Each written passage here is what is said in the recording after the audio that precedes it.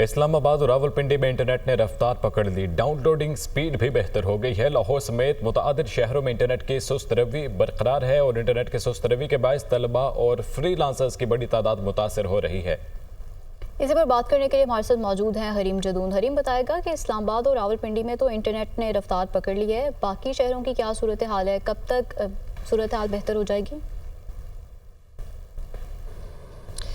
देखिए, इंटरनेट का मसला जो इस वक्त पूरे मुल्क में चल रहा है, लेकिन रावलपिंडी और इस्लामाबाद के जो शहरी हैं उनके लिए खुशखबरी ये है कि इंटरनेट की जो स्पीड है उसमें काफ़ी हद तक बेहतरी आ चुकी है। डाउनलोडिंग की स्पीड जो है वो भी बेहतर हो चुकी है और व्हाट्सएप पे खुसूसी तौर पे जो ऑडियो मैसेजेस सेंड नहीं हो रहे थे और तस्वीरें डाउनलोड नहीं हो रही थी, तो वो रावलपिंडी इस्लामाबाद में ये मसला हल हो चुका है। लेकिन अगर दीगर शहरों की बात करें तो लाहौर समेत कुछ ऐसे और भी शहर हैं जहाँ पर अभी तक मसाइल बरकरार है। इंटरनेट के हवाले से कोई भी स्पीड जो है उसमें बेहतरी नहीं आई।